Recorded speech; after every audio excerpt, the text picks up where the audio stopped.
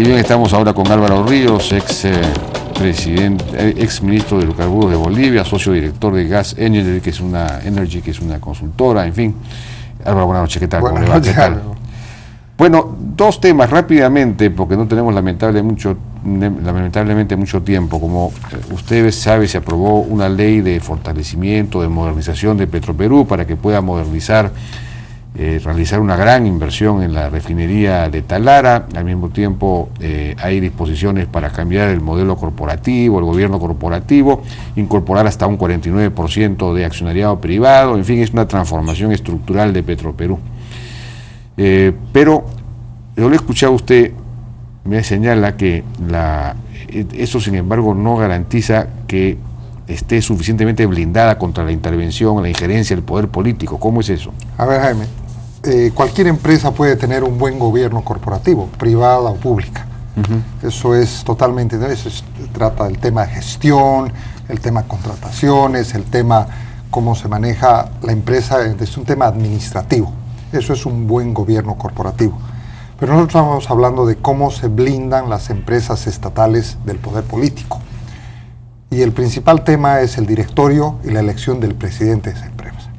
Entonces, el directorio tiene que estar compuesto, en este caso, por privados o por independientes y también por el sector público, donde ese directorio elija al presidente de esa empresa. Porque si no, los lineamientos de esa empresa siguen dependiendo del presidente de la República o del ministro de Estado. ¿Y eso no se ha corregido en el caso de Petroperú? No hay esa señal, no hemos visto, que creo que es una señal importante. Muchas empresas, Ecopetrol, las empresas chinas, Statoil de Noruega, tienen esa característica donde el directorio elige al presidente y por lo tanto el presidente de la República o el ministro no lo puede destituir si no le cumple una orden de que perfore allí en su pueblo un pozo petrolero, porque ahí quiere generar empleo, por ejemplo. Claro. ¿Sí? Entonces, ese es el blindaje esencial que se le debe dar para que Petroperú sea un Ecopetrol, no sea un Petrobras, porque Petrobras no tiene blindaje, por ejemplo. No tiene blindaje. O sea, no le puede inducir a la empresa a que subsidie los hidrocarburos. Claro. Es una empresa. Entonces, si Petroperú quiere levantar acciones y levantar plata en la bolsa, no puede estar tratando de bajar los precios. Claro. Tiene que maximizar el volumen y maximizar los precios. O es una empresa o es una ONG. Sí, pues. Ese es el blindaje, Jaime. Diferente, la organización corporativa y el gobierno corporativo tiene que ver con la gestión. El otro, el blindaje, tiene que ver con el político. Ahora, a partir de que ha pasado esto, el presidente de la República, el ministro de Estado, no deberían emitir ninguna opinión sobre Petroperú, porque eso inmediatamente los brokers internacionales dicen esa empresa tiene o no tiene injerencia política. De acuerdo. Te voy a dar un ejemplo muy claro. En una conferencia muy grande en Colombia, al ministro de Hidrocarburos le preguntaron si Ecopetrol iba a seguir invirtiendo fuera de Colombia. Ecopetrol, la empresa estatal de Colombia. Él dijo, eso pregúntenle al presidente, tiene un directorio independiente, yo no tengo nada que ver.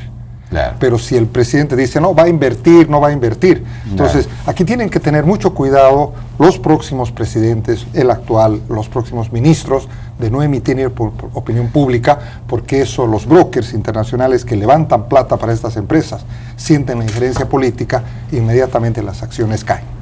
¿Y tiene usted una opinión acerca de esta ley que se aprobó, de la operación misma, de la modernización de la refinería de Talara? En fin, hay quienes han sostenido que en realidad podríamos simplemente importar los refinados y no meternos en una inversión tan alta que de repente no va a resultar rentable.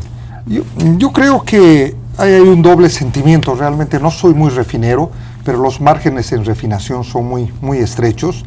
Me imagino que Petroperú habrá hecho sus estudios propios para determinar que esa inversión tiene un repago. Creo que eso han hecho, creo que hay que darles crédito, y creo también, si Petroperú, como yo digo, Shakespeare, to be or not to be, si la vas a modernizar a Petroperú, dale upstream, denle exploración. Y si no, mátala. Por ejemplo, Petrobras, Ecopetrol, lo primero que han hecho es darle los mejores bloques y después han entregado al sector privado el resto de las áreas de exploración. Lo mismo está haciendo la reforma energética mexicana, le han dado los mejores bloques a Pemex para que esa empresa, que no hay empresa petrolera que no explore. Entonces yo digo, le siguen dando a Petroperú los márgenes y los residuales, donde los márgenes son muy apretados en el área aguas abajo. El negocio está en la exploración. Entonces, por eso digo, o la levantan o qué hacen con Petroperú. Yo creo importante que si han decidido fortalecerla de una vez, le den algunos pozos petroleros y la dejen andar sola, a ver qué hace. Esa es mi opinión.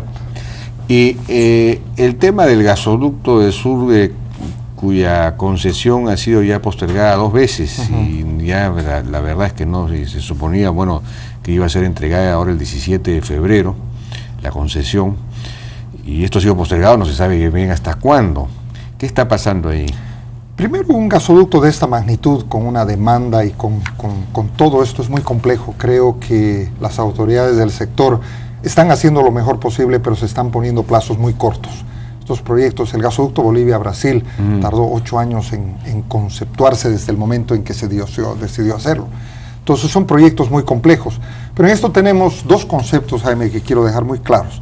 El primero, para que la tarifa de ese gasoducto sea baja, tienes dos elementos. Para llegar con gas competitivo al sur, o le das subsidios cruzados de todo el segmento, haces un fondo de inversión, subes la tarifa eléctrica, obtienes plata de los líquidos que se transportan y bajas la tarifa del gasoducto, la tarifa de transporte, o lo que haces en el otro lado, en el otro contexto, es que anclas suficiente demanda al final de ese ducto, con el cual el volumen baja la tarifa.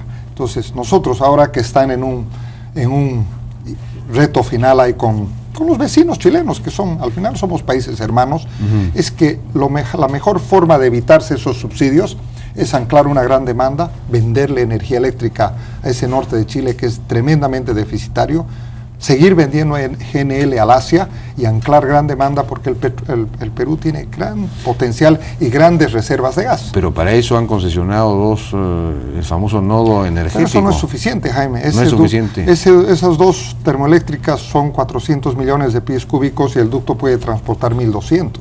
Entonces ahí entra mucha demanda, y por esa baja demanda, porque el denominador de cualquier tarifa es el volumen. Chile demandaría más que los 1.000, ahí creo que son 1.000 megas, ¿no es cierto? Sí, fácilmente Chile puede chupar otros 1.000, 2.000 megas, y fácilmente se puede hacer otro proyecto de exportación. Costos, han debido concesionar más demanda.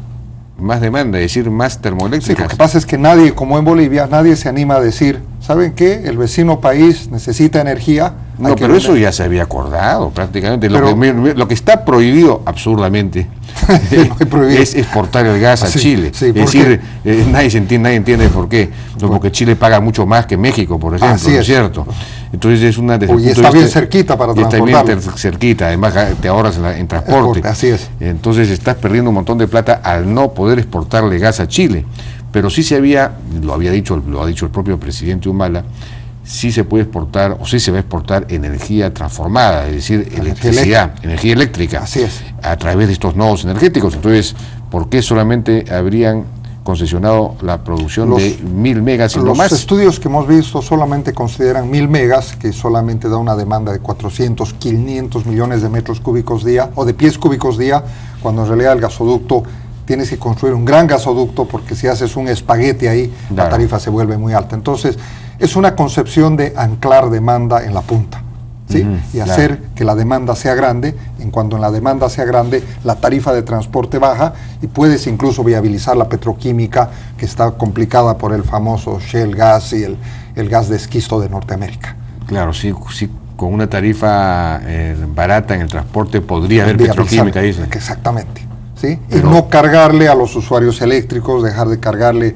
a los transportes de líquidos, dejar de hacer un subsidio cruzado, sino bajar la tarifa anclando demanda. ¿Cómo que cruzado? Cruzado porque los ingresos para garantizar la tarifa baja de ese gasoducto vienen de otros segmentos, del segmento líquidos, del segmento que exporta gas y de otros segmentos. Entonces, son las 2 dicotomías que creo por eso no está avanzando. Y también la entrada de los chinos, vamos a ver, porque ahí se han metido 2.6 billones de dólares en el Perú, la compra del lote 58 y de un poco de producción en el norte. Yo no creo que los chinos hayan venido aquí a meter 2.6 billones de dólares para guardar los 20 años. Entonces eso debería favorecer que salga el gasoducto. Exactamente, necesitas una major, una Shell, una Exxon, una China, que haga un desarrollo integral de todo este proyecto.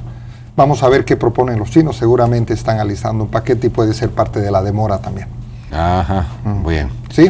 Álvaro Ríos, muchas gracias por su participación. A ti, Jaime, gracias. Álvaro Ríos, ex ministro de Hidrocarburos de Bolivia y socio director de Gas Energy, la consultora Gas Energy. Nos despedimos ya, ¿no es cierto? Hasta el día de mañana. Gracias por su compañía. Ahora viene Enrique Pasquel y Rumbo Económico. Buenas noches.